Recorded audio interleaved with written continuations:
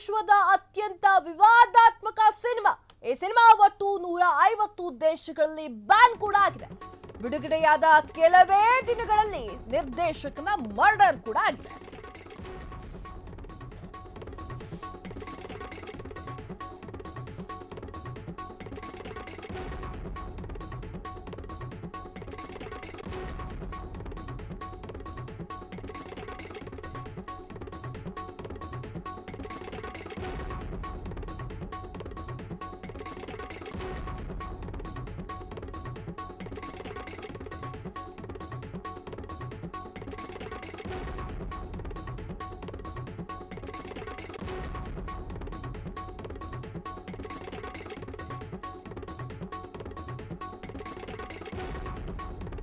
ಇದು ವಿಶ್ವದ ಅತ್ಯಂತ ವಿವಾದಾತ್ಮಕ ಸಿನಿಮಾ.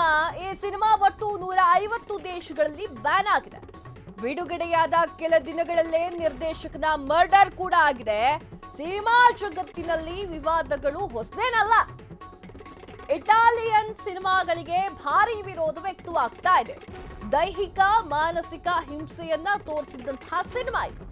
ಇದೇ ಕಾರಣಕ್ಕೆ ಈ ಒಂದು ಮೂವಿ ಬ್ಯಾನ್ ಆಗಿದೆ. ಹಾಗಾದ್ರೆ ಯಾವ್ದಾ ಮೂವಿ ಅಂತ ಹೇಳ್ತೀವಿ ಈ ವಿಡಿಯೋದಲ್ಲಿ. ಎಸ್, ಈ ಒಂದು ಸಿನಿಮಾ ಜಗತ್ತಿನಲ್ಲಿ ಇದೇನು ಹೊಸದೇನಲ್ಲ. ಇಟಾಲಿಯನ್ ಮೂವಿ, ಆ ಒಂದು ಮೂವಿಯನ್ನ 150 ದೇಶಗಳಲ್ಲಿ ಬ್ಯಾನ್ ಕೂಡ ಮಾಡಲಾಗಿದೆ. ಸೊ ಬ್ಯಾನ್ ಆದ ನಂತರ ಆ ನಿರ್ದೇಶಕನನ್ನ ಮರ್ಡರ್ ಕೂಡ ಮಾಡಲಾಗಿದೆ. ಅಲ್ಲ, ನಮ್ಮ ದೇಶದ ಸಿನಿಮಾನೇ ಎಷ್ಟೋ ಬೆಟರ್ ಅಪ್ಪ. 1975ರಲ್ಲಿ ಬಿಡುಗಡೆಯಾದಂತಹ ಸಿನಿಮಾ ಇದು. The 120 days of Sodom cinema. ಈ ಚಿತ್ರದ ಸೀನ್ಸ್ಗಳು ಜಗತ್ತಿನಾದ್ಯಂತ ತೀವ್ರ ವಿವಾದಕ್ಕೆ ಕಾರಣವಾಗಿದೆ. ಎರಡನೇ ಮಹಾಯುದ್ಧದ ಕ್ಯಾಪ್ಷನ್ ಇಟ್ಕೊಂಡು ಮಾಡಿದಂತಹ ಮೂವಿ. ನಿರ್ಮಾಪಕನ ಕೊಲೆ ಈ ಮೂವಿಗೆ ಹುಚ್ಚು ಪ್ರಭಾವ. ಪಸೋಲಿನಿಯ ಹತ್ಯೆ ಚಿತ್ರದ ಕುಖ್ಯಾತಿಗೆ ಕಾರಣವಾಯಿತು.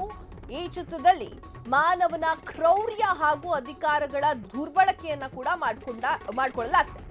ರಾಜಕೀಯ ಕ್ರೌರ್ಯದ ಕರಾಳ ಮುಖವನ್ನ ತೋರಿಸಿದಂತಹ ಸಿನಿಮಾ ಇದು. ಈ ಸಿನಿಮಾ ಈಗಲೂ ಕೂಡ ವಿಮರ್ಶೆಗೆ ಕಾರಣವಾಗಿದೆ. ಎಸ್, ಇತರ ಸಿನಿಮಾಗಳು ಸಾಕಷ್ಟು ದೇಶಗಳಲ್ಲಿ ಬ್ಯಾನ್ ಕೂಡ ಆಗುತ್ತೆ. 1975ರಲ್ಲಿ ಈ ಒಂದು ಸಿನಿಮಾ ಬಿಡುಗಡೆಯಾಗಿದೆ.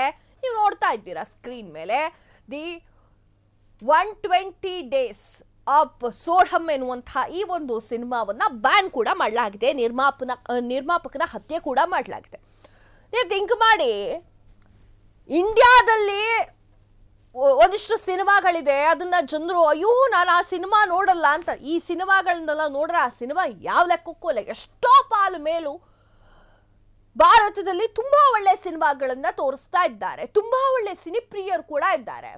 ಇಟಾಲಿಯನ್ ಸಿನಿಮಾಗೆ ಭಾರಿ ವಿರೋಧ ವ್ಯಕ್ತವಾಗ್ತಾ ಇದೆ. ಈ ತರ ಹಿಂಸೆಗಳನ್ನ, ಮಾನಸಿಕ ದೈಹಿಕ ಹಿಂಸೆಗಳನ್ನ ಯಾವತ್ತೂ ತೋರಿಸಬಾರ್ದು ಅಂತ. ಯಾಕಂದ್ರೆ ಕೆಲವೊಂದು ಮನಸ್ಸು ಅಷ್ಟು ಸೂಕ್ಷ್ಮವಾಗಿರುತ್ತೆ, ಅದನ್ನ ಫಾಲೋ ಮಾಡೋಕೆ ಶುರು ಮಾಡುತ್ತೆ. ಕೆಲವೊಂದು ಮನಸ್ಸು ಆ ಒಂದು ಸಿನಿಮಾದಲ್ಲಿ ತೋರಿಸ್ಕೊಟ್ಟಿರುವಂತಹ ಕ್ರೂರತನನ ಅಥವಾ ಹಿಂಸೆನ ತನಗೇ ಆಗಿದೆ, ತಾನೇ ಮಾಡ್ತಿದ್ದೀನಿ ಅನ್ನುವಂತಹ ಹುಚ್ಚು ಮನಸ್ಸುಗಳು ಕೂಡ ಇರ್ತವೆ. ಆ ಒಂದು ಕಾರಣಕ್ಕೆ 150 ದೇಶಗಳಲ್ಲಿ ಈ ಒಂದು ಸಿನಿಮಾನ ಬ್ಯಾನ್ ಕೂಡ ಮಾಡಿದ್ದಾರೆ.